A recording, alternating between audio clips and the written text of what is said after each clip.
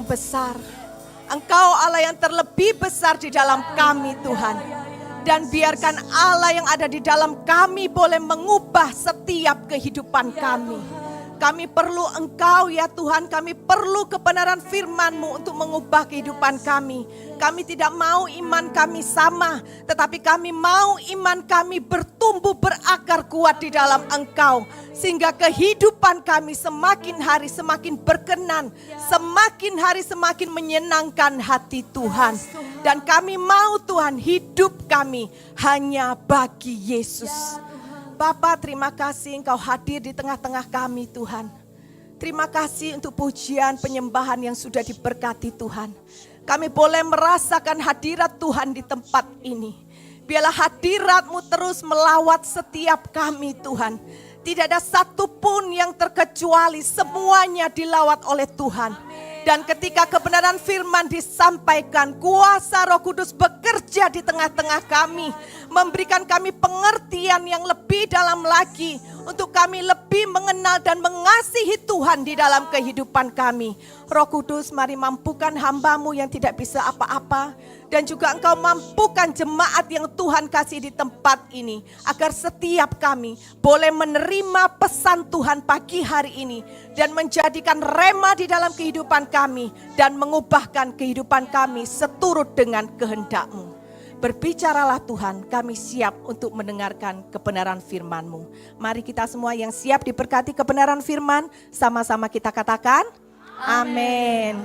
Shalom, silakan duduk semua jemaat yang dikasih Tuhan. Kita penuh sukacita pagi hari ini, amin. Saya dengan Bu Ellen juga baru landing tadi dari Surabaya. Ya, saya sendiri tidur hanya 3 jam. Tapi tadi begitu masuk kota Jakarta, saya bertemu dengan yang namanya Soto Jakarta, yang tadinya ngantuk. Ya, saya begitu landing, saya bilang sama Bu Ellen, aduh saya ngantuk, tidur hanya 3 jam. Tapi begitu ketemu yang namanya Soto Jakarta, langsung mata ini jadi terbuka lebar. Nah, siapa yang di sini punya pasangan? Boleh angkat tangan? Ini beneran memang gak punya pasangan? Atau jemaat Green Pramuka ini benar-benar jemaat yang punya inisiatif tinggi gitu ya. Begitu ada kesempatan, ngaku aja Bu gak punya pasangan supaya nanti bisa cari pasangan baru. Loh, aminnya keras lagi. Bertobat ya yang punya pasangan.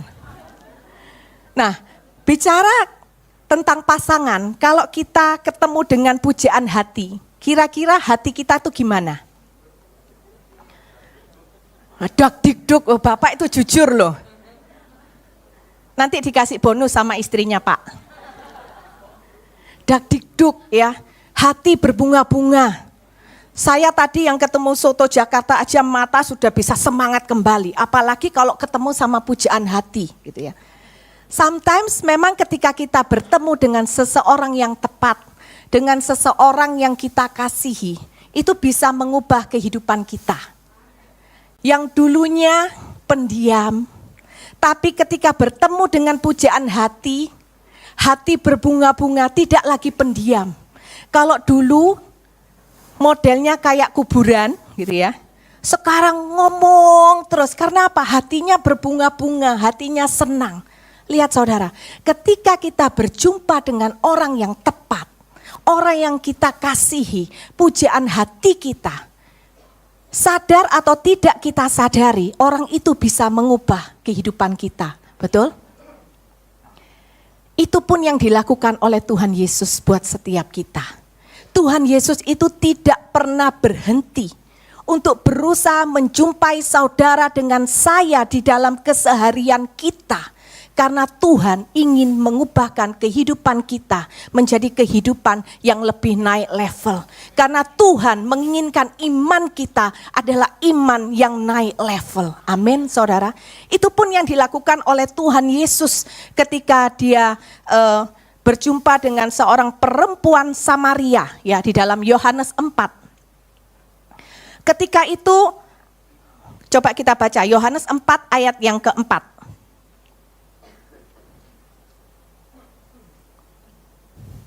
Yohanes 4 ayat yang keempat. ia harus melintasi daerah Samaria. Maka sampailah ia ke sebuah kota di Samaria yang bernama Sikar, dekat tanah yang diberikan Yakub dahulu kepada anaknya Yusuf.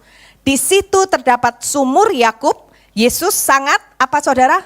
Sangat letih oleh perjalanan. Karena itu ia duduk di pinggir sumur itu. Hari kira-kira pukul 12.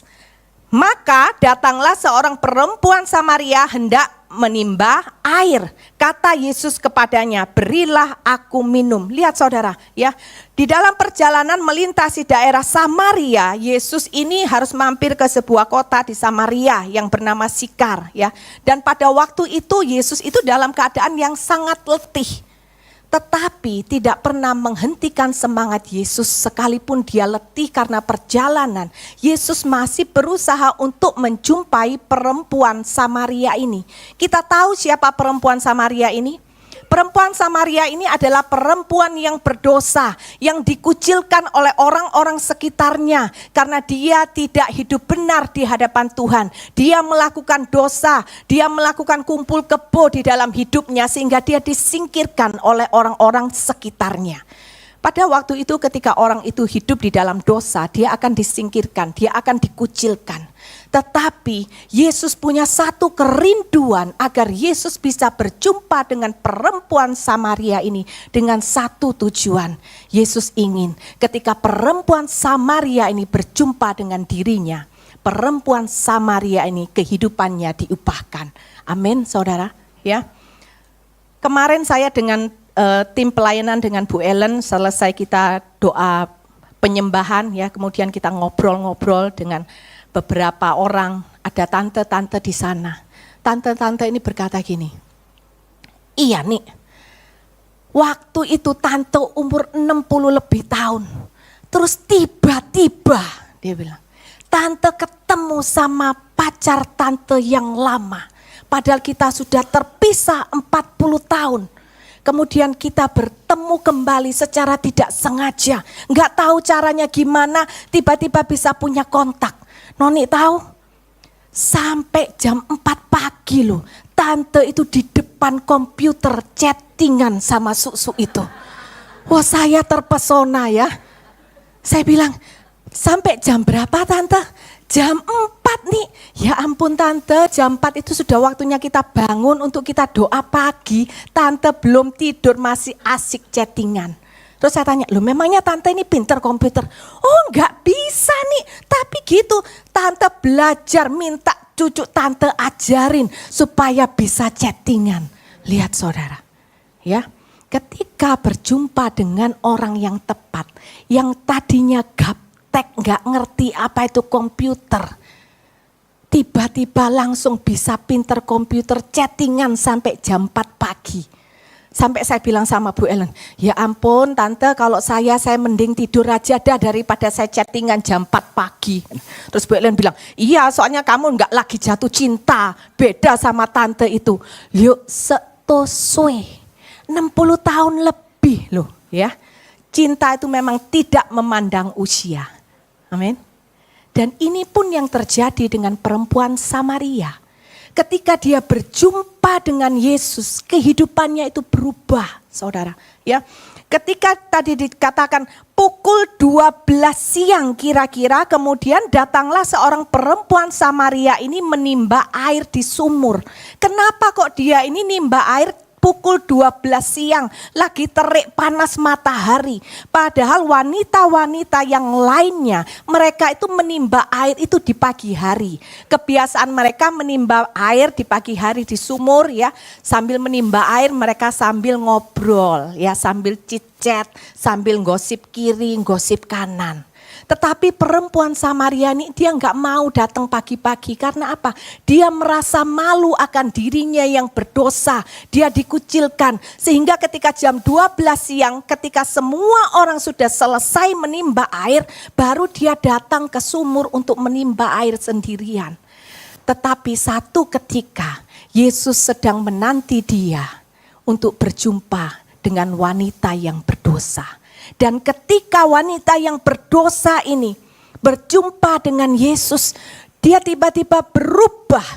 Yang dulunya dia minder akan keadaan dirinya, dia tidak lagi minder, saudara. Ya, coba kita lihat di dalam ayat yang ke-28. Yohanes 4 ayat 28. Maka perempuan itu meninggalkan tempayannya di situ lalu pergi ke kota dan berkata kepada orang-orang yang di situ. Lihat saudara, perempuan itu meninggalkan tempayannya di sumur dan kemudian dia pergi kemana? Ke kota. Kota itu banyak enggak orang? Banyak orang. Dia tidak lagi minder terhadap dosanya. Ketika dia sudah berjumpa dengan Tuhan, ketika itu juga dia letakkan tempayannya dan dia pergi ke kota, dia bertemu dengan orang-orang banyak memberitakan tentang Yesus. Apa yang mau saya katakan di sini? Ketika kita berjumpa dengan Tuhan, kita akan berubah menjadi pribadi yang berbeda. Pribadi yang lebih baik, pribadi yang sudah selesai dengan masa lalu kita. Amin. Sama seperti perempuan Samaria ini. Ketika dia berjumpa dengan Yesus, dia selesai dengan masa lalunya. Masa lalu yang seperti apa? Masa lalu yang penuh dengan dosa. Masa lalu yang dikucilkan. Karena apa? Dia melihat ketika dia berjumpa dengan Yesus, dia melihat sebuah anugerah keselamatan yang Tuhan berikan di dalam hidupnya. Di dalam anugerah keselamatan yang dia terima, dia melihat sebuah harapan baru. Bukan hanya ketika dia hidup di dunia, tetapi dia melihat harapan itu dia akan bawa sampai pada kekekalan. Amin. Karena memang itu yang Yesus tawarkan kepada perempuan Samaria ini. Dia tahu ketika dia berjumpa dengan Yesus, dia tidak mau melewatkan yang namanya kasih karunia. Anugerah keselamatan ketika ditawarkan dia langsung tangkap dan dia ambil itu. Dan ketika dia tangkap anugerah keselamatan di dalam hatinya, itu mengubahkan seluruh paradigmanya, mengubahkan seluruh karakternya. Kalau yang dulunya dia hidup di dalam dosa, maka kali ini dia tidak lagi mau main-main di dalam dosa. Tapi dia juga tidak menjadi orang yang sombong dan tinggi hati. Ya, banyak dari kita merasa kita ini sudah cukup rohaninya, sudah cukup tinggi. Sehingga kita memandang orang lain itu lebih rendah daripada kita. Kita memandang diri kita lebih kudus, lebih suci, lebih benar daripada orang lain. Itu bukanlah ciri-ciri orang yang berjumpa dengan Yesus. Tetapi orang yang berjumpa dengan Yesus, dia menghargai anugerah keselamatan. Tetapi tidak menjadikan dirinya menjadi sombong dan tinggi hati. Tetapi justru dia akan semakin berhati-hati di dalam hidupnya. Agar jangan sampai dia terpeleset, dia jatuh dan hidup di dalam dosa. Dan dia melukai hati Tuhan yang sudah memberikan anugerah keselamatan di dalam hidupnya. Amin, saudara. Hari ini coba kita pertanyakan kepada diri kita sendiri. Kita yang ada di tempat ini, di rumah Tuhan. Apakah kita ini adalah orang yang sudah berjumpa dengan Tuhan? Kalau kita adalah orang yang sudah berjumpa dengan Tuhan, maka ciri yang pertama adalah kita sudah selesai dengan masa lalu kita. Amin. Jadi pasangan suami istri di sini jangan saling membicarakan mantan dengan mantan, ya. Mantan itu bukan saingan dari pasangan kita. Amin. Mantan itu masa lalu, betul? Nggak ada yang amin ya. Ini rasanya kalau di rumah ini suka ini. Kalau bertengkar perang-perangan mantan siapa yang lebih hebat. Apalagi kalau ibu-ibu ya. Bapak kalau bapak-bapak sudah cuek mulai. Gitu ya. Dibandingkan dengan mantannya dulu. Mari kita lihat. Apakah hari ini kita masih hidup di dalam masa lalu. Masa lalu apa? Kesakitan, kepahitan, sakit hati, trauma. Apakah itu masih ada di dalam kehidupan kita? Jikalau hari ini masih ada kepahitan, masih ada sakit hati yang belum kita lepaskan. Yuk kita minta sama Tuhan. Katakan, Tuhan, aku mau berjumpa dengan Engkau secara pribadi. Sama seperti perempuan Samaria itu. Ketika Engkau jumpai dia, Engkau ubahkan kehidupannya. Karena apa saudara? Orang yang hidup di masa lalu itu adalah orang yang tidak bisa menikmati hari ini dan masa depan. Setuju? Karena apa? Hanya hidup di masa lalu terus. Orang yang hidup di masa lalu itu seperti ketika dia berlari di tempat sekuat tenaga, tetapi dia tidak berpindah tempat. Tempatnya hanya tetap di sini. Tetapi dia sudah mengeluarkan tenaga begitu banyak, sudah sampai keringatan, sampai gobios gitu ya. Sampai seperti orang mandi, tapi ternyata dia tidak bergerak. Itu orang yang hidup di masa lalu, saudara. Mungkin saudara pernah mengalami yang namanya kegagalan dalam hidup ini. Entah kegagalan di dalam pekerjaan, di dalam rumah tangga, di dalam studi, apapun itu. Hari ini Tuhan mau menjumpai setiap kita. Tuhan mau memulihkan semua trauma kita, kegagalan kita, sakit hati kita, rasa mengasihi diri sendiri. Semuanya Tuhan itu mau jamah dan Tuhan mau pulihkan di dalam kehidupan kita. Amin. Tapi perlu satu respon dari kita. Apakah kita mau seperti perempuan Samaria itu yang dengan kerendahan hati ketika Yesus menjumpai dirinya dan dia berkata, saya tangkap ini. Aku mau ambil air hidup ini. Karena ini adalah anugerah keselamatan yang memberikan jaminan di dalam kehidupanku. Bukan hanya di dunia tetapi sampai pada kekekalan. Amin saudara. Saya pun juga pernah punya yang namanya ketakutan. Karena seperti yang pernah saya sharingkan ya, saya mengalami pergumulan rumah tangga selama 12 tahun. Ketika saya mau kembali kepada suami, begitu banyak ketakutan, ada trauma-trauma. Ya, ketika saya mengingat, aduh harus kembali ke suami. Saya membayangkan bagaimana hidup saya ke depan. Saya nggak bisa menjadi diri saya sendiri, hidup penuh dengan ketakutan. Tetapi ketika saya berjumpa dengan Yesus secara pribadi, trauma itu Tuhan pulihkan. Ketakutan itu Tuhan buang jauh-jauh dari kehidupan saya. Sehingga sampai satu titik saya berani berkata kepada Tuhan. Saya bilang, Tuhan mulai hari ini aku tahu untuk siapa aku harus hidup. Bahwa aku hidup bukan untuk diriku sendiri, tetapi aku hidup harus untuk Engkau. Dan oleh karena itu apapun yang terjadi ke depan Yesus, sekalipun mungkin yang terjadi di depan itu jauh lebih sulit daripada yang kemarin, saya akan tetap berkata, saya siap Tuhan. Karena apa?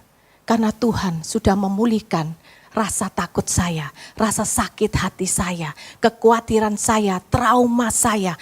Tuhan sudah sembuhkan dan Tuhan sudah pulihkan. Kalau Tuhan melakukannya buat saya, Tuhan melakukannya buat perempuan Samaria itu, hari ini Tuhan juga mau melakukannya buat Bapak dan Ibu saudara sekalian. Karena Tuhan yang sama mengasihi kita semua. Amin. Hari ini jangan lagi hidup di dalam ketakutan. Jangan lagi hidup di dalam rasa mengasihi diri sendiri. Bawa itu semua kepada Tuhan. Berjumpalah dengan Tuhan. Dan percayalah Tuhan pasti akan memulihkan setiap kita. Amin saudara. Kita harus benar-benar menghargai kasih anugerah Tuhan. Jangan karena kita semua tahu ya, bahwa kita semua adalah orang yang berdosa. Kita orang yang tidak layak, tapi kita dilayakkan. Tetapi mari kita belajar dari perempuan Samaria ini. Ketika dia hidup dalam dosa, dan kemudian Tuhan berikan dia anugerah pengampunan. Dia tidak lagi hidup di dalam penyesalan. Amin. Berapa banyak dari kita masih hidup di dalam penyesalan. Dan itu yang membuat pertengkaran di dalam keluarga. Entah suami istri, entah orang tua dengan anak, ataupun dengan rekan sesama pelayanan. Kita hidup di dalam penyesalan. Kita berkata, kalau dulu kamu tidak seperti itu, kita tidak mungkin akan seperti ini. Saudara, ketika kita terus hidup di dalam penyesalan, maka itu akan terus membuat kehidupan kita semakin terpuruk, dan kemudian berakhir kepada apa? Kehancuran. Tetapi Tuhan tidak pernah mau melihat anak-anak yang dikasihinya hidup di dalam kehancuran. Tuhan mau setiap kita itu bangkit. Tuhan mati di atas kayu salib supaya kita hidup di dalam kebangkitan. Amin. Hari ini apapun pergumulan saudara, saudara mengalami pergumulan ekonomi, pergumulan rumah tangga, pergumulan kesehatan, Tuhan berkata, bangkitlah karena hari ini adalah harinya Tuhan, di mana Tuhan akan memberikan pemulihan di dalam kehidupanmu. Amin saudara. Kita responi seperti wanita Samaria yang kita menghargai. Kalau kita menghargai pemberian pengampunan, kita menghargai karya keselamatan Yesus di atas kayu salib, apa yang akan kita lakukan? Kita akan datang kepada Tuhan dengan kerendahan hati. Kita terima anugerah keselamatan, kemudian kita berkata, Tuhan, mulai hari ini kehidupanku akan Engkau ubahkan. Mulai hari ini aku tidak akan lagi main-main dengan dosa, karena aku tahu betapa berharga dan mahalnya anugerah keselamatan yang Kau berikan bagiku di atas kayu salib. Amin saudara. Jangan lagi kita main-main dengan dosa. Sekalipun itu kelihatannya, Bu, ini kan cuma dosa kecil. Enggak ada dosa kecil, enggak ada dosa besar di hadapan Tuhan. Yang memberikan grade-nya itu, kelasnya itu hanya manusia. Tetapi bagi Tuhan, dosa adalah dosa. Amin, saudara. Kita belajar seperti siapa? Seperti Yusuf, saudara. Ketika dia dicobai, ada di dalam situasi yang bisa membuat dia jatuh dalam dosa. Apa yang dia lakukan? Lari. Amin. Banyak bapak-bapak yang berkata gini, Bu, yang benar toh masa lari? Malu lah Bu. Gengsi. Loh saudara, jangan gengsi. Firman Tuhan mengatakan apa? Tidak ada manusia satupun yang kebal terhadap dosa. Amin. Jadi mari kita belajar dari Yusuf. Yusuf ini adalah orang muda yang saleh, yang penuh hikmat, yang bijaksana. Ketika ada godaan di dalam hidupnya, dia enggak bertahan. Kemudian dia berkata, ayo coba godain saya. Enggak. Siapa takut gitu ya. Enggak, dia apa? Dia lari karena dia tahu bahwa daging itu lemah. Amin. Dia berlari meninggalkan kedagingannya dan dia datang kepada Yesus. Hari ini saudara, banyak segala macam cara dunia untuk menjatuhkan orang-orang percaya. Supaya apa? Supaya kita lemah iman, supaya kita putus asa dan kemudian pada akhirnya kita semua meninggalkan Tuhan. Sampai kita berkata Tuhan itu ternyata tidak ada. Itu yang dimaui oleh iblis. Mereka masuk dari mana? Rumah tangga. Suami dan istri tidak ada kesepakatan hati, tidak ada kesatuan hati. Setiap hari bertengkar. Orang tua dengan anak-anak tidak menghormati orang tua, tidak menghargai orang tua. Anak hanya menuntut terus memberi, orang tua harus memberikan yang terbaik, yang terbaik, yang terbaik. Padahal orang tua sudah berusaha sedemikian rupa memberikan yang terbaik. Menantu dengan mertua selalu cekcok, memperebutkan laki-laki yang sama-sama dicintainya. Mama nggak mau kalah pamor dengan menantu, ya. Yang menantu juga begitu, merasa ini suamiku, ini milikku. Mama lengser sekarang, gitu ya. Nah itu adalah cara kerja iblis, saudara. Mari kita semua jangan sampai kita jatuh kepada daya tipu iblis. Hari ini, jikalau ada orang yang mengajak saudara berantem, entah itu di keluarga, entah itu di mana aja, belajar untuk diam. Amin. Belajar untuk diam. Diam itu bukan menunjukkan saudara kalah, tetapi dengan diam menunjukkan saudara melawan itu semua dengan iman. Karena apa? Ketika saudara diam, saudara berkata, aku membiarkan bagian Tuhan yang mengadilinya dengan adil. Amin, saudara. Kita jangan jatuh ke dalam tipu daya iblis. Iblis hari ini semakin hari semakin giat. Karena mereka mau melihat anak-anak Tuhan itu jatuh di dalam dosa. Amin, saudara. Hari ini juga ketika saudara menerima anugerah pengampunan daripada Tuhan, jangan jadi orang yang minder. Amin. Di gereja juga banyak loh yang saingan. Pak, gaji bulanan mana? 50% masuk kantong mama. Loh buat apa ma? Buat ditabung? Enggak. Buat beli tas. Karena tetangga sebelah kemarin baru beli tas. Mereknya yang C. itu mahal loh Pak. Jadi mama juga harus punya. Sudah lama kita tuh pengeluaran banyak. Enggak bisa Papa. Dia pakai tas C, Chanel. Mama baru pakai tas K. Apa itu? Kresek. Enggak mau kalah. Apakah kita harus bersaing seperti itu? Enggak. Tetapi marilah seperti yang tadi renungan ya, seperti renungan ayat yang dikatakan Paulus. Aku tidak mau melewatkan kasih anugerah yang sudah diberikan kepadaku itu dengan sia-sia. Kalau hari ini saudara mengikut Tuhan, datang ke gereja hanya untuk saingan dengan orang yang duduk di bangku sebelah, dia pakai tas apa, dia pakai baju apa. Betapa saudara tidak menghargai karya pengorbanan Yesus di atas kayu salib. Amin. Tetapi bersainglah dengan secara sehat, yaitu apa?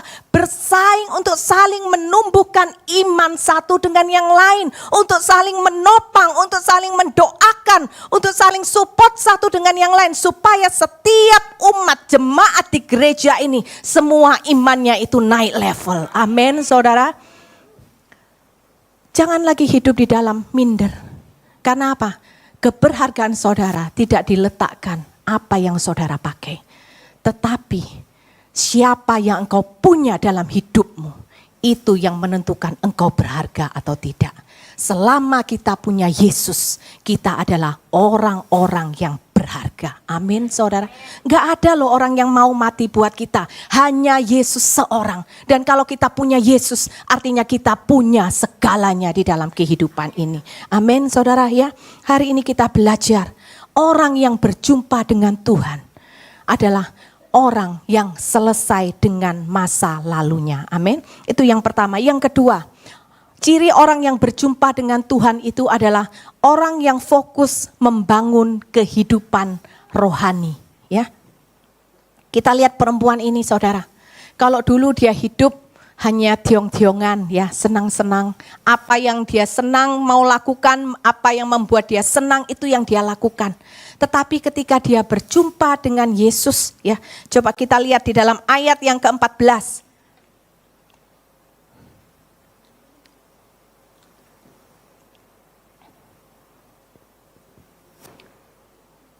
Tetapi barang siapa minum air yang akan kuberikan kepadanya, ia tidak akan haus untuk selama-lamanya. Sebaliknya air yang akan kuberikan kepadanya akan menjadi apa saudara? Mata air di dalam dirinya yang terus menerus memancar sampai kepada hidup yang kekal. Kemudian ayat 15, kata perempuan itu kepadanya apa?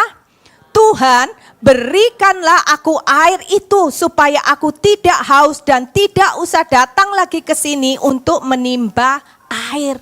Saudara, ketika dia berjumpa dengan Yesus dan Yesus memberikan statement kepada dia, jika engkau minum air hidup ini, engkau tidak akan haus lagi. Di situ dia tahu bahwa ada sesuatu yang berharga yang Tuhan tawarkan buat dia, dan dia tahu itu akan dia bawa sampai pada kekekalan. Kemudian wanita perempuan Samaria ini berkata, Tuhan, berikan aku air itu.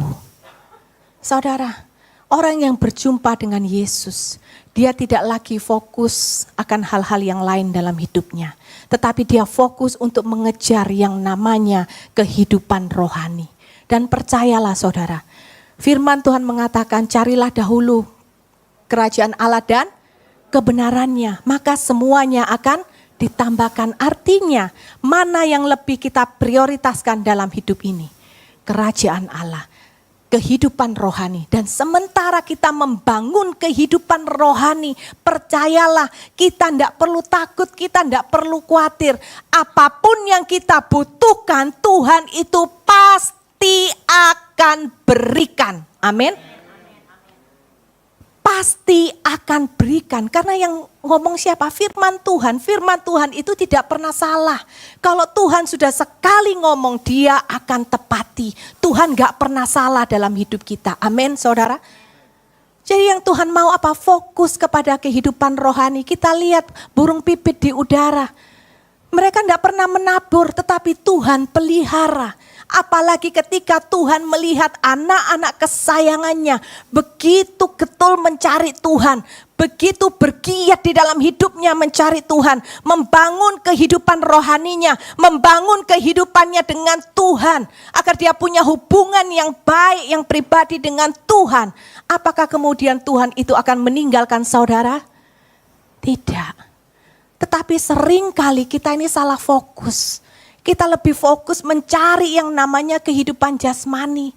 Kalau ada ibadah di gereja kita bilang apa? Aduh Pak Gembala maaf ya, saya masih harus kerja. Maaf ya saya ada tender ini dan itu. Maaf ya saya harus melakukan ini dan itu. Kita selalu menaruh Tuhan Yesus porsinya itu di paling belakang dalam kehidupan kita. Tapi kalau kita sudah kepepet, sudah nemu yang namanya masalah yang gak ada jalan keluarnya, baru kita masuk ke perpustakaan, cari dos di gudang, dos yang paling jelek, ya, yang paling belakang sendiri, yang paling berdebu, itu baru kita bongkar dan di sanalah ada Tuhan Yesus. Saudara, orang yang berjumpa dengan Tuhan tidak akan melakukan hal yang seperti ini. Coba kalau kita tanya sama diri sendiri. Kalau ada orang yang kita sayangi, kemudian orang itu mengabaikan kita sedih enggak? Sedih, apalagi istri-istri. Ngambek bisa sampai 7 hari 7 malam. Kalau suaminya enggak sampai ngasih surprise, ngambeknya enggak selesai gitu ya. Tapi bukankah, 7 bulan katanya Bu Ellen, aduh bertobat ya. Saya percaya, jemaat Pak Bambang tidak ada yang seperti itu, amin. Enggak ada yang ngaku. Saudara, kalau kita mau diperhatikan orang, kalau kita mau disayang orang, coba kita tanya yuk, sudah enggak sih kita ini sayang beneran sama Tuhan Yesus? Datang di tempat ini, apa motivasi kita? Ketika kita belum berangkat ke gereja ini, apa yang ada di dalam hati kita? Apa yang ada di dalam pikiran kita? Jangan sampai tadi kita berpikir, oh ya, ibadah jam 10 selesai jam 12. Aduh, semoga ya nanti itu hamba Tuhannya ngomongnya enggak lama-lama. Karena setelah dari gereja aku langsung mau cari tahu campur kikil. Gitu ya. Aku mau cari yang namanya kupang lontong. Atau sudah janjian dengan temannya, nanti pulang gereja kita ketemu di sini ya. Cepetan ya kita ngafe. Kamu tahu enggak kita mau ini ketemu sama teman lama kita. Begini begono saudara. Adakah kita ini datang ke rumah Tuhan dengan persiapan dari malam sebelumnya kita berdoa, kita merenung dan kita berkata Tuhan, sampaikan apa yang ingin kau sampaikan buat aku. Ubahkan hidupku seperti yang engkau kehendaki. Bawa aku Tuhan ketika aku besok datang di ibadah, ketika pujian penyembahan, biarkan aku boleh merasakan kehadiran-Mu di tengah-tengah kami. Tuhan aku mau Tuhan, biarlah aku boleh dibasuh oleh kasih-Mu sekali lagi, supaya kehidupanku ini boleh diubahkan, supaya karakter-karakter yang tidak berkenan ini Tuhan boleh aku tinggalkan, dan benar-benar kehidupanku ini boleh berkenan di hadapan Tuhan. Ada saudara? Mari kita semua ingat, kalau kita berjumpa dengan Yesus, kalau kita menghargai karya Yesus di atas kayu salib, kita tidak akan pernah main-main dalam kehidupan kita. Apalagi ketika kita datang ke rumah Tuhan. Kita mau berjumpa dengan satu pribadi yang kudus, satu pribadi yang sempurna, satu pribadi yang suci saudara. Mari kita belajar seperti perempuan Samaria ini. Dia dulu adalah kehidupan wanita yang berdosa, yang dikucilkan, yang tidak dihargai, yang tidak dianggap. Tetapi ketika dia berjumpa dengan Yesus, dia mengalahkan pribadi-pribadi yang lain. Karena apa? Yesusnya sama yang dijumpai, tetapi karena satu hal yang membuat dia berbeda. Karena dia menghargai pengorbanan Tuhan buat hidupnya. Dia menghargai anugerah keselamatan yang Tuhan berikan di dalam hidupnya. Amin, saudara. Mari hari-hari ini kita mengejar yang namanya apa? Kehidupan rohani. Karena apa? Dunia itu enggak semakin mudah. Saudara kalau baca berita, semuanya dibuat bingung, semuanya dibuat takut, betul? Yang bilang dari tahun kemarin, tahun 2023 resesi, enggak resesi. Tahun 2024 resesi, kita enggak tahu. Ada lagi muncul ramalan 2025 resesi, betul? Resesi tidak akan pernah habisnya. Dan semua orang pada dibuat takut. Banyak orang tanya, Bu ini saya harus gimana? Bu ini apa yang harus saya lakukan? Jawabannya cuma satu, dihadapi. Betul? Tetapi ada pilihan bagi kita. Semuanya kita tidak bisa lari. Kita tidak punya pilihan, kita semua harus bisa menghadapi. Tetapi kita punya pilihan dengan apa kita akan hadapi masa depan yang tidak menentu di hadapan kita. Maukah kita menghadapinya dengan iman ataukah kita menghadapinya dengan ketakutan? Kalau saudara berkata saya mau milih untuk menghadapinya dengan iman, maka persiapkan itu semua dari sekarang. Gak ada orang yang namanya pergi berperang, besok pergi berperang, baru besok dia siap-siap, betul? Gak ada. Tentara itu jauh sebelum dia pergi ke medan perang, dia sudah harus persiapan dulu, staminanya, psikisnya, dia harus berani menghadapi medan perang. Jangan sampai jadi tentara badannya gempal begitu masuk medan perang baru bunyi duor langsung dia lari. Wah, nggak jadi saudara. Itulah kita. Itu adalah gambaran dari kita kalau kita tidak membangun kehidupan rohani kita.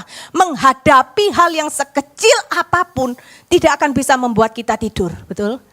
Siapa di sini kalau jengkel nggak bisa tidur? Tidak ada yang angkat tangan karena rasanya semua nanti angkat tangan ya. Yuk saudara belajar dari perempuan Samaria ini. Dia membangun kehidupan rohaninya. Dia tidak mau sia-siakan waktu yang ada. Dia ingin mengenal Tuhan. Dia berkata, Tuhan berikan aku air itu buat hidupku. Supaya apa? Supaya ia tidak haus lagi. Supaya ia tidak perlu lagi menimba air. Tetapi dia ingin mengenal Tuhan lebih lagi di dalam kehidupannya. Dalam 1 Timotius 4 ayat 8 saudara dikatakan, latihan badani terbatas gunanya, tetapi ibadah itu berguna dalam segala hal. Hari ini banyak sekali orang yang mengikuti seminar-seminar kesehatan. Suplemen itu laris manis di luaran sana. Harganya naik mahal tetapi tetap semuanya sold out. Karena apa? Orang takut sakit karena trauma kena COVID, betul? Tetapi firman Tuhan mengatakan latihan badani itu terbatas gunanya. Kalau sudah waktunya engkau sakit, waktunya engkau mati, tidak ada satu orang pun yang bisa menolak dan pura-pura tuli. Betul saudara? Tetapi firman Tuhan mengatakan ibadah itu berguna dalam segala hal. Segala hal artinya apapun keadaanmu, masalah penderitaanmu hari ini yang beraneka ragam. Itu ibadah itu tetap punya manfaat dalam kehidupan kita. Ibadah itu membuat iman kita itu kuat, kehidupan rohani kita itu kuat. Sehingga menghadapi apapun kita akan berkata, selama aku berjalan dengan Tuhan, tidak ada satupun yang bisa membuat aku takut. Selama aku berjalan bersama dengan Tuhan, tidak ada satu iblis pun yang bisa membuat aku jatuh masuk di dalam dosa. Karena aku tahu dengan siapa aku berjalan. Aku akan tetap bersandar dan mengandalkan Tuhan sampai akhir hidupku. Dan satu hari kelak ketika aku berjumpa dengan Tuhan, Tuhan akan berkata, engkau sudah melakukan yang terbaik di dalam hidupmu. Amin saudara, ya. Kita belajar dari seorang yang bernama Sadrak, Mesak, Abednego. Mereka adalah orang yang luar biasa. Mereka berani masuk ke dapur perapian. Ya, pada waktu itu raja membuat satu patung. Dan raja berkata setiap orang yang tidak menyembah patung akan dilemparkan ke dapur perapian. Apa yang dilakukan oleh Sadrak, Mesak, Abednego? Apakah mereka lari? Tidak. Tetapi mereka menghadapi, mereka berani masuk dapur perapian. Karena apa kok mereka berani? Karena jauh sebelum itu terjadi, mereka sudah membangun kehidupan rohaninya. Ketika mereka dipilih untuk menjadi pejabat raja, mereka berkata apa? Saya enggak mau makan makanan yang sudah dipersembahkan kepada dewa. Mereka enggak mau. Terus kemudian apa yang mereka lakukan? Mereka melatih untuk mereka tetap terus berdoa kepada Tuhan. Supaya apa? Supaya mereka punya pengenalan yang benar akan Tuhan. Dan ketika mereka mengenal Tuhan, itu membuat tujuan hidup mereka itu lebih mulia dan lebih berkenan di hadapan Tuhan. Semuanya harus dipersiapkan jauh-jauh hari di belakang. Amin, saudara. Hari ini firman Tuhan sendiri yang mengatakan dunia tidak akan pernah semakin baik.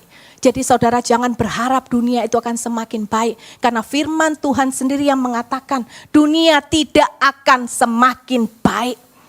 Kasih manusia akan semakin dingin. Ketika kasih manusia semakin dingin berarti manusia akan semakin egois. Kalau manusia semakin egois, apakah dunia akan semakin baik? Tidak. Tetapi buat orang percaya kita tidak pernah takut. Karena apa? Kita sudah punya pelurunya duluan. Kita sudah punya bangun tembok yang besar, yaitu apa?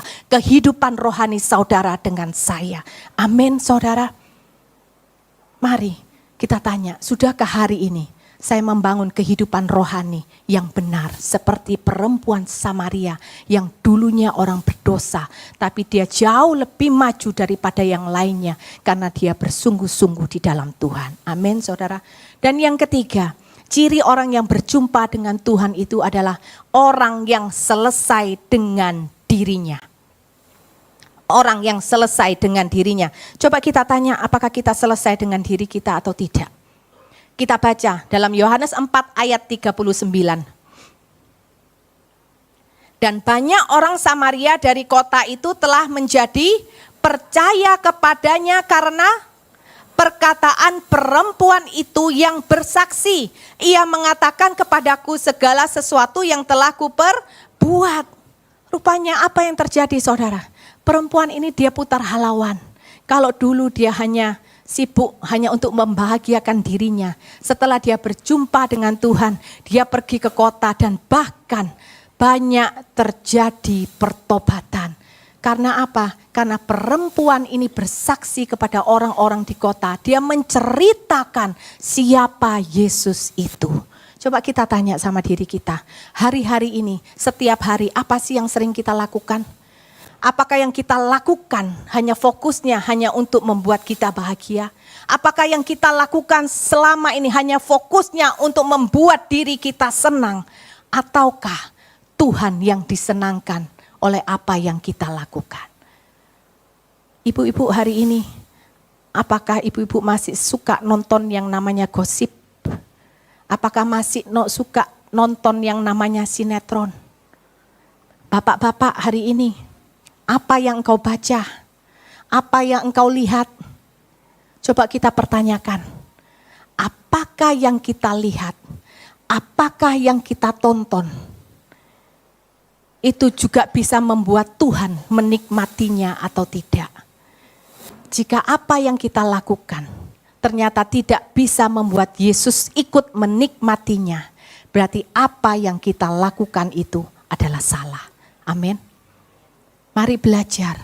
Kalau perempuan Samaria yang orang yang dikatakan paling berdosa itu aja, dia bisa berubah. Maka kita pun juga pasti bisa berubah asal kita mau. Amin, saudara. Belajar untuk kita selesai dengan diri kita. Orang yang selesai dengan dirinya sendiri itu orang yang tidak gampang marah, tidak gampang tersinggung, betul? Ketika ada orang yang berbuat jahat, dia hanya balas dengan senyuman dan berkata, Tuhan Yesus mengasihimu. Bisa nanti dipraktekkan? Ketika bilang bisa, percayalah, dalam 1 minggu ini pasti nanti akan ada ujiannya. Karena Tuhan melihat hati. Amin. Tuhan bilang, wah ini jemaat Green Pramuka keren, tapi saya perlu tes, beneran enggak? Jadi selama 1 minggu ini ingat ya, ketika ada orang yang menyakiti, apa yang kita katakan?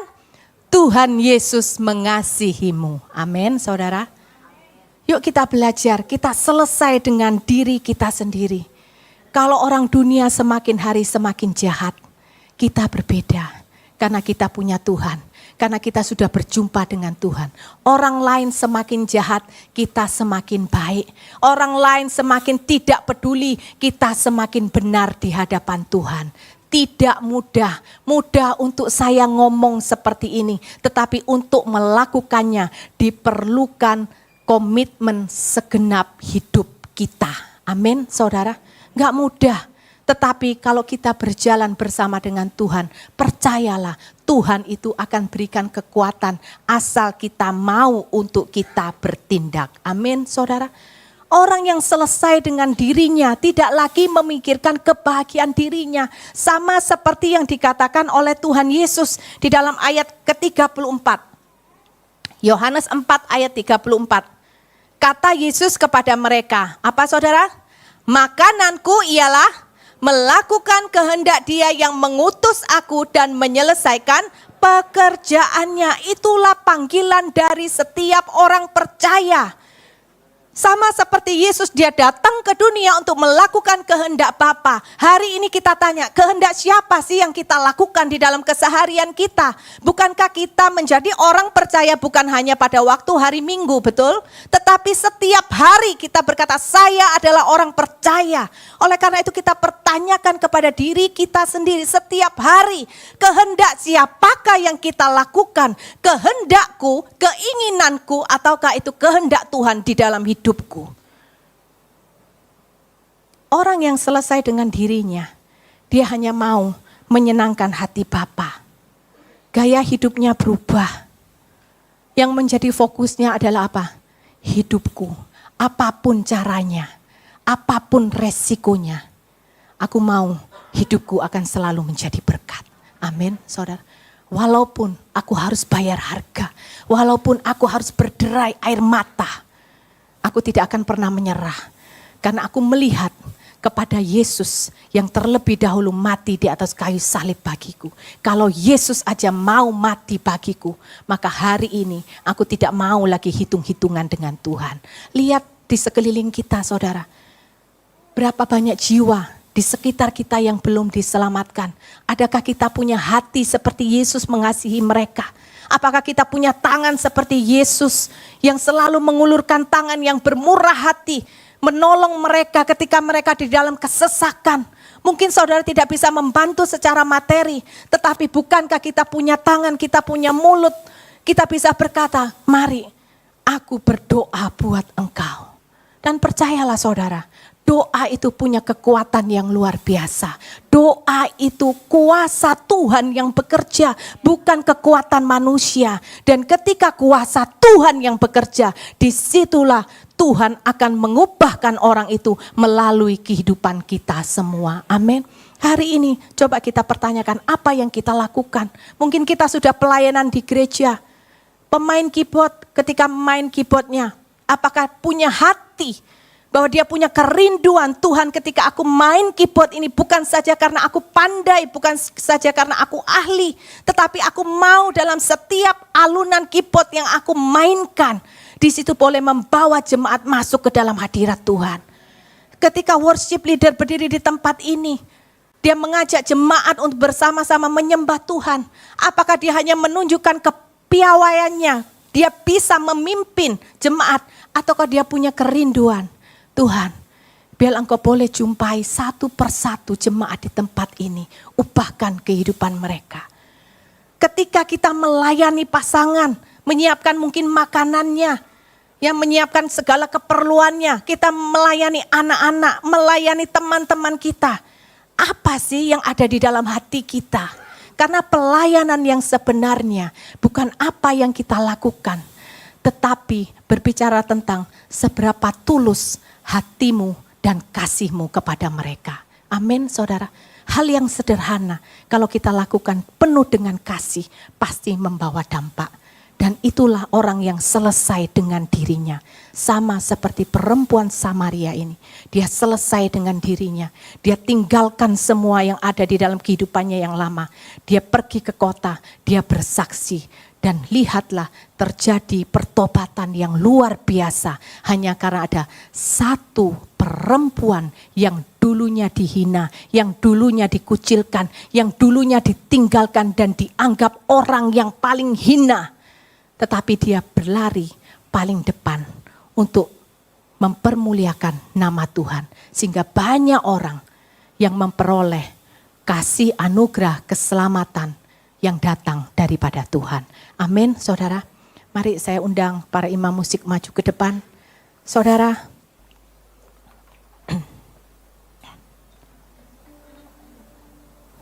Yesus itu menjumpai kita pada waktu kita memberikan diri kita dibaptis.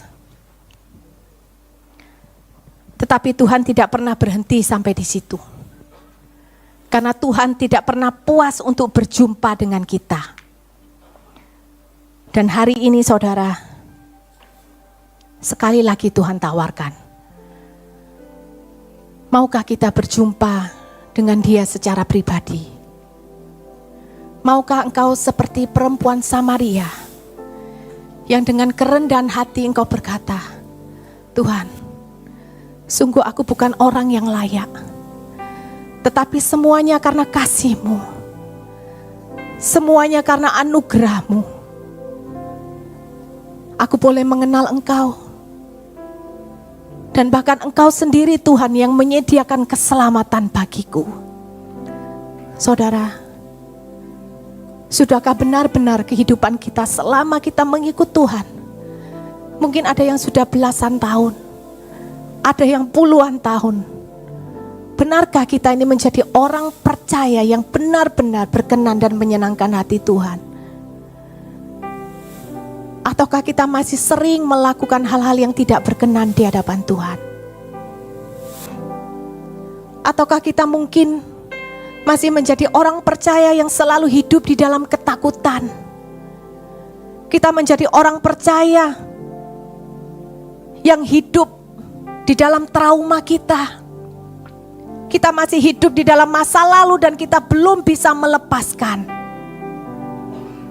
Apapun keadaan saudara hari ini, mari kita responi tawaran Tuhan sekali lagi dalam kehidupan kita. Dia Tuhan yang penuh kasih. Dia Tuhan yang punya kerinduan untuk menjumpai saudara hari ini. Dan berkata, berjumpalah denganku anakku. Aku akan memulihkan kehidupanmu. Aku akan mengubahkan kehidupanmu. Engkau tidak akan pernah menjadi orang yang sama lagi dengan yang kemarin. Tetapi engkau akan menjadi orang yang berbeda. Orang yang tidak pernah takut menghadapi apapun. Karena mulai hari ini, engkau adalah orang yang berjalan dengan imanmu bersama dengan Tuhan. Mari saudara, hari ini bukan tentang siapa kita. Tapi mari kita responi. Dia adalah Tuhan yang suci. Dia adalah Tuhan yang kudus, yang mengulurkan tangannya buat setiap kita. Mari kita bangkit berdiri di dalam hadirat Tuhan. Kita responi kerinduan Tuhan buat setiap kita hari ini.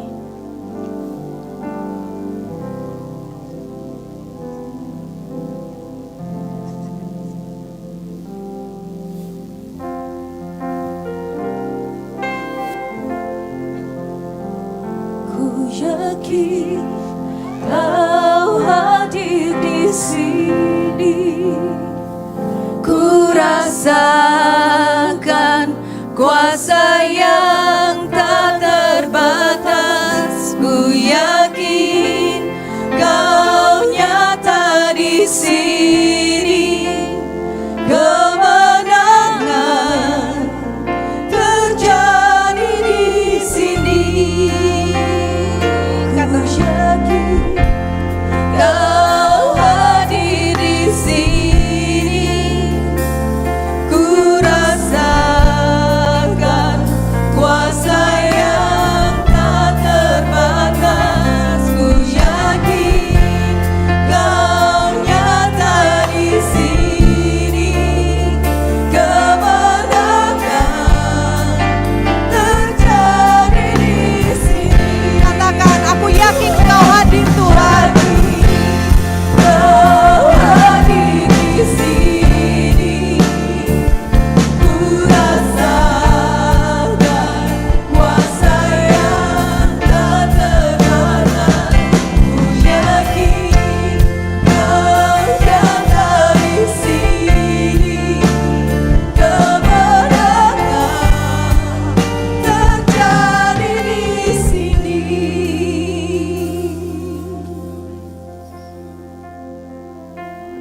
kita semua yang perlu untuk kita sekali lagi mengalami perjumpaan pribadi bersama dengan Tuhan.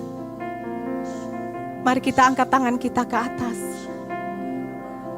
Tuhan, Engkau lihat tangan-tangan anak-Mu yang Engkau kasihi di tempat ini. Engkau lihat tangan-tangan yang terangkat ke atas. Engkau lihat setiap kerinduan hati mereka. Ketika mereka saat ini ingin berjumpa secara pribadi dengan Engkau. Tuhan, berjumpalah dengan mereka. Engkau lawat setiap mereka. Biarlah saat ini juga Tuhan mereka boleh merasakan kehadiran Tuhan di tempat ini. Biarlah mereka boleh merasakan kehadiran-Mu yang kudus. Biarlah mereka boleh merasakan basuhan kasih-Mu yang sempurna bagi setiap mereka. Kau basuh setiap hati. Kau basuh setiap hati yang terluka. Engkau basuh setiap mereka yang mengalami trauma, Tuhan. Engkau basuh setiap mereka yang mengalami kepahitan di dalam hidupnya karena kehidupan mereka yang keras. Engkau basuh setiap ketakutan mereka. Engkau basuh Tuhan setiap kekhawatiran mereka. Biarkan mereka berjumpa dengan Tuhan dan membuat mereka sadar bahwa dalam hidup ini mereka punya Tuhan yang penuh kuasa. Tuhan yang sanggup melakukan segala perkara di dalam kehidupan mereka. Tuhan yang sanggup melakukan mujizat Tuhan. Haleluya Yesus. Haleluya Tuhan. Engkau pulihkan setiap hati mereka Tuhan. Engkau tambahkan iman dalam kehidupan anak-anak-Mu Bapa. Sehingga iman mereka tidak lagi menjadi sama. Tetapi iman mereka semakin kuat berakar di dalam Engkau. Sehingga menghadapi apapun di dalam kehidupan mereka, mereka akan berkata, Tuhan, aku tidak akan pernah takut. Karena aku tahu dengan siapa aku berjalan. Aku berjalan bersama dengan Tuhan yang Maha Kuasa. Terima kasih Yesus, terima kasih Tuhan. Terima kasih Yesus untuk kebenaran firman-Mu. Kami belajar hari ini, ketika kami berjumpa dengan pribadi Yesus, kami diubahkan. Kami selesai dengan masa lalu kami. Dan kami akan menjadi pribadi yang akan terus membangun kehidupan rohani kami. Kami tidak akan pernah puas dengan keadaan iman kami, tetapi kami akan terus belajar. Kami mengejar Engkau terus Tuhan dalam kehidupan kami. Sampai akhir kami menutup mata dan Tuhan dapati setiap kami adalah anak-anak Tuhan yang berkenan. Kami juga mau menjadi pribadi yang selesai dengan diri kami. Karena kami tahu Tuhan, hidup kami bukan tentang kami, tetapi hidup kami dari Engkau. Dan hidup kami hanya untuk Engkau. Terima kasih Yesus, terima kasih Tuhan. Hamba-Mu selesai berbicara. Tetapi kuasa Roh Kudus tidak pernah berhenti bekerja di dalam setiap kehidupan kami. Mengubahkan kami, meneguhkan kami, mengajar kami. Dan membuat kami menjadi anak-anak Tuhan yang militan. Di dalam dunia yang keras ini Tuhan, kami akan berjalan bersama dengan Engkau. Di dalam iman kami akan Engkau Yesus. Haleluya. Ku yakin